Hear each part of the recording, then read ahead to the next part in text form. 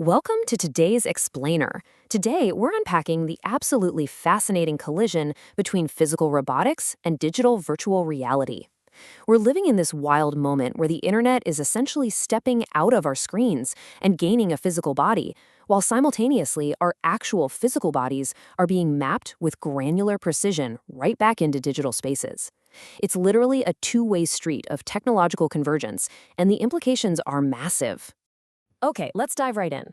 To anchor ourselves, check out this incredible statistic from the International Federation of Robotics. The global market value of industrial robot installations has reached an all-time high of 16.7 billion US dollars. That proves just how fast this robotic reality is scaling up. We're not just talking about theoretical lab projects anymore, we're talking about a booming, globally integrated infrastructure that is being actively deployed as we speak.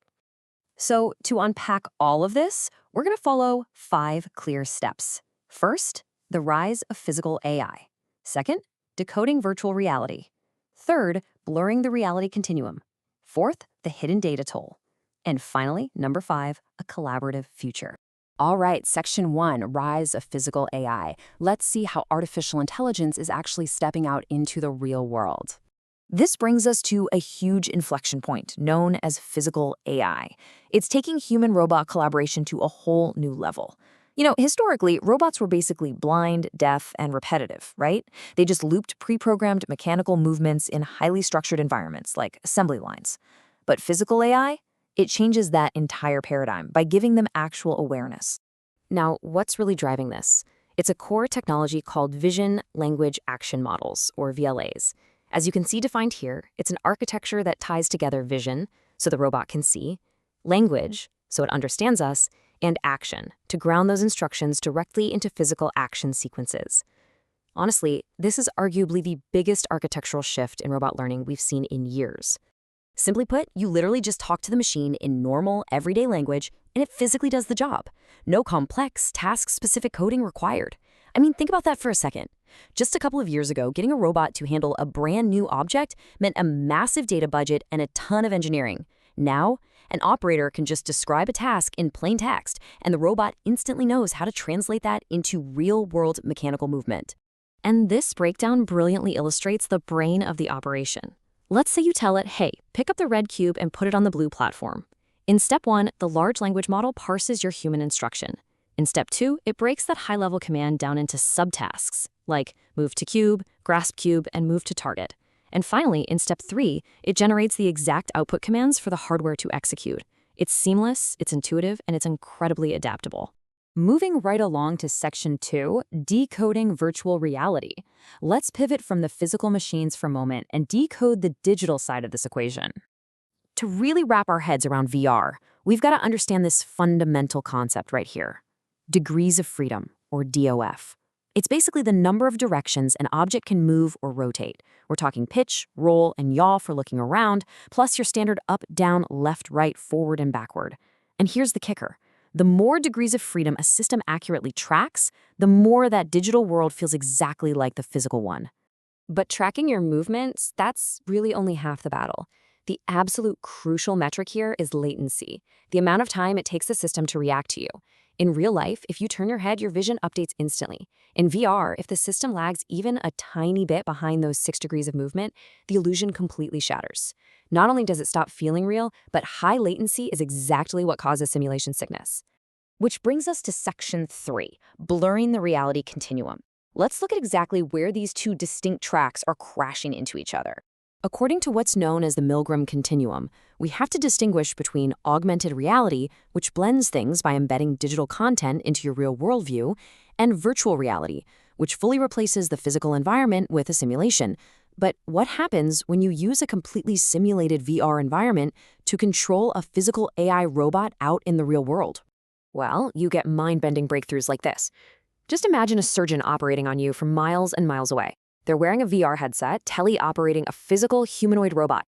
The surgeon is experiencing this high-fidelity virtual environment, but their actions are being translated into real, precise physical movements by a robot holding a scalpel. It perfectly blurs the lines of that continuum, showing us that VR is way more than just gaming. It's a high-stakes interface for physical AI. And we're actually seeing this exact same reality blur out in the fields, too.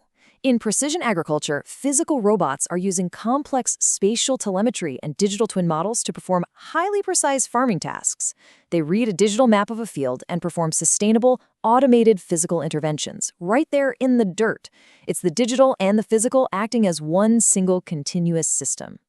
All right, Section 4, the hidden data toll.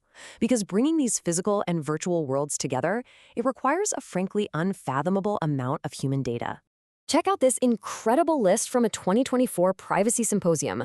It reveals a startling reality. A modern VR headset isn't just a screen showing you a simulation. It is a profound surveillance tool. It maps your spatial metrics, like your exact skeletal structure and wingspan. It tracks inertial data, meaning it knows your proper acceleration and your unique walking gait. And, most wildly, it tracks physiological signals, microscopic eye movements, electrodermal skin responses, and, yes, even brain activity. And here's where it gets really critical. From all that raw telemetry, these systems can legally infer incredibly private details about your identity. Algorithms can analyze your gaze, your reaction times, and the dimensions of your room to infer your wealth, your physical and mental health, your current emotional state, and even your deeper cognitive processes. It's almost like it's reading your mind. With that level of data extraction, it's no surprise regulation is a massive hot topic. Here we see data from the International Journal of Scientific Research and Engineering Development showing public support levels for regulating autonomous systems.